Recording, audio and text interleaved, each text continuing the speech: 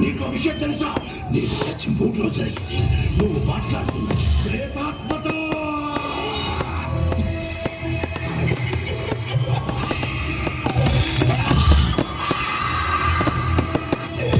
నీ వల్ల నేను దిక్కులేని చచ్చానే.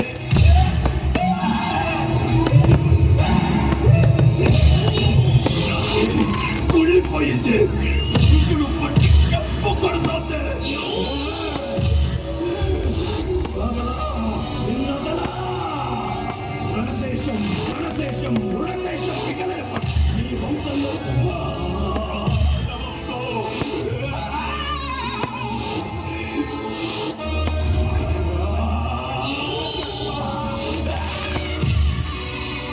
నీ గుండెలు కింద పిచ్చికే కుక్కని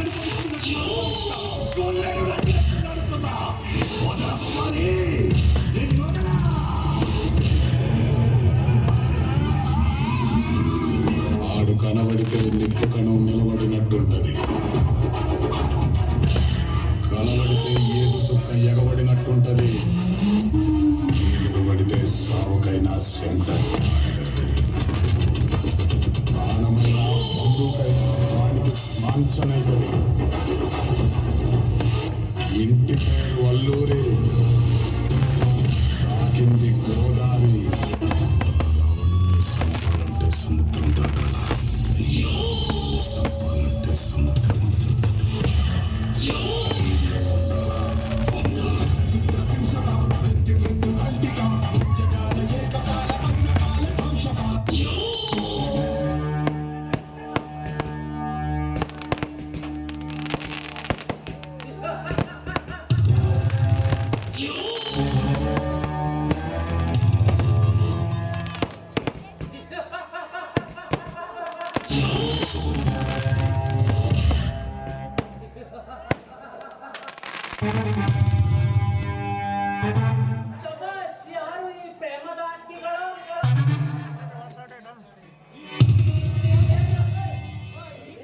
ಈ ತ್ರಿನೇತ್ರ ಪರ್ವತಾರಿಯಲ್ಲಿ ಕರಿಕೆಯನ್ನು ಕೂಡ ಬೆಳೆಯಲು ಹಿಂಜರಿತಿರುವಾಗ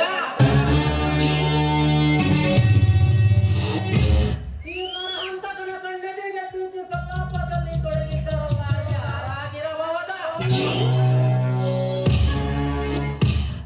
ಯಾರೇ ಆಗಿರಲಿ, ಅವರು ಕಷ್ಟಪಟ್ಟು ಕಟ್ಟಿದವ ಪ್ರೇಮದ ಗೂಡಿಗೆ ನಾ ಬಡಿಯುವೆ ಪರಸಿಡಿಲ್ಲ.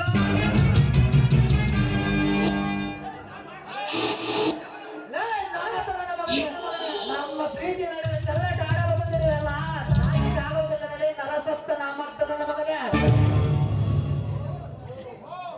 ಓ ಸತೀಶ್ ಕವಿ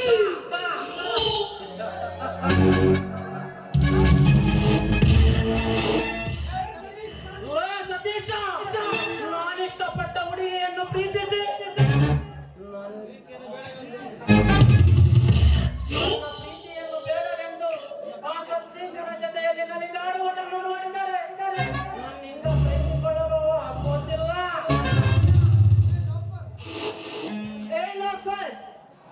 ಸತೀಶ್ ನನ್ನ ಜೊತೆಲಿರೋವರೆಗೂ ನೇರ ನನ್ನ ಏನು ಮಾಡೋದಕ್ಕಾಗೋದಿಲ್ಲ. ಏನು ಮುಖ ನೋಡ್ಕೊಳ್ತಾ ಇದೀಯ? ಮೊದಲು ಹೋಗೋಣ, ನಡೀರಿ.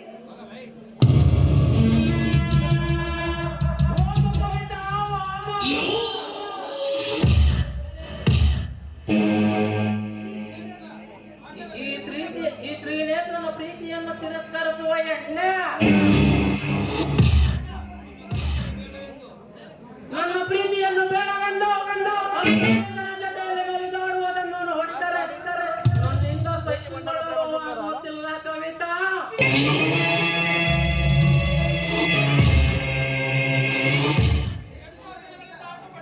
ಎಷ್ಟೋ ದಿನಗಳಿಂದ ನಿನ್ನ ಆಸೆ ಪಟ್ಟೆ, ನೀನು ಮಾತ್ರ ನನ್ನ ಪ್ರೀತಿಯನ್ನು ಬೇಡವೆಂದ ಆ ಸತೀಶನ ಜೊತೆ ನಗುತ್ತ ನಲಿದಾಡುವುದನ್ನು ನೋಡಿದರೆ ನನ್ನಿಂದ ಸಹಿಸಿಕೊಳ್ಳಲು ಆಗುತ್ತಿಲ್ಲ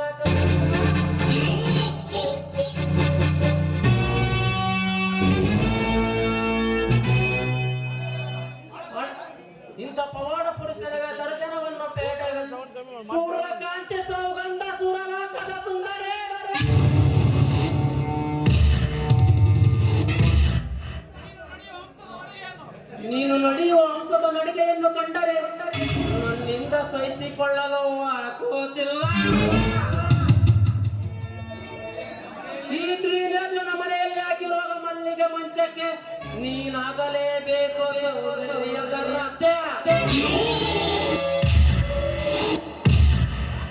ಜಾತಕ ಪಕ್ಷಿ ಒಂದು ಮಳೆಯ ನೀರಿಗಾಗಿ ಕಾಯುವಂತೆ ನಾನು ಸಹ ನಿನ್ನ ಸುಖಕ್ಕಾಗಿ ಕಾಯುವೆ ಕವಿತಾ. ನಾನೇ 3 ಲೋಕದ ಸುಂದರ ಎಂದು ತಿಳಿದಿರುವೆಯ. ಅಂದವಾಗಿ ಹರಳಿ ನಿಂತಿರುವ ನಿನ್ನ ಅಂದಕ್ಕೆ ನಾನಾಗುವೆ ನಿನ್ನ ತುಂಬಿಯ. ಈ ಕಥೆಗೆ ನನ್ನ ಸೃಷ್ಟಿ ಮಾಡಿರುವುದೇ ನಿಮ್ಮಿಬ್ಬರ ಪ್ರೀತಿ ಚೆಲ್ಲಾಡಲಿಂದ.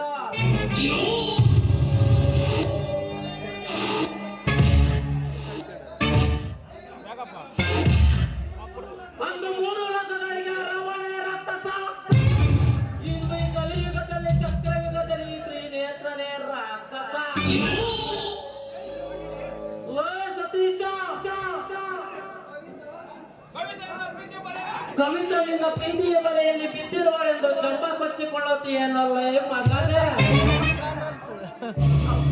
ಅವಳ ಜೊತೆ ನಗುತ್ತ ನಲಿದಾಡುವುದನ್ನು ನೋಡಿದರೆ ನನ್ನಿಂದ ಸಹಿಸಿಕೊಳ್ಳಲು ಆಗುತ್ತಿಲ್ಲ ಕಣ.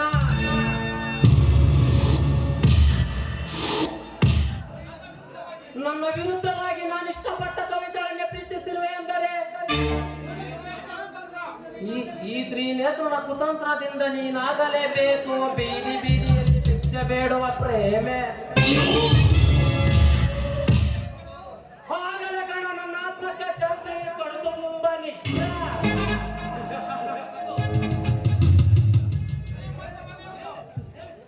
ಶ್ರೀಮಂತ ಮೆರೆಯುವುದು ಹಣದಾಸೆಗಾಗಿ, ದೊರೆ ಮೆರೆಯುವುದು ಆಸ್ತಿ ಅಂತಸ್ತಿಗಾಗಿ. ಈ ತ್ರಿನೇತ್ರ ಮೆರೆಯುತ್ತಿರುವುದು ವಯಸ್ಸಿಗೆ ಬಂದಿರುವ ಹೆಣ್ಣಿಗಳಿಗಾಗಿ.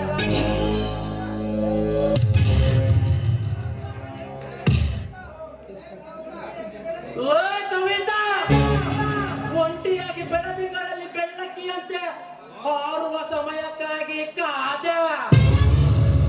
ಮತ್ತೆ ಬರುವ ಕಡೆ ಗರಡನಾಗ್ಯ.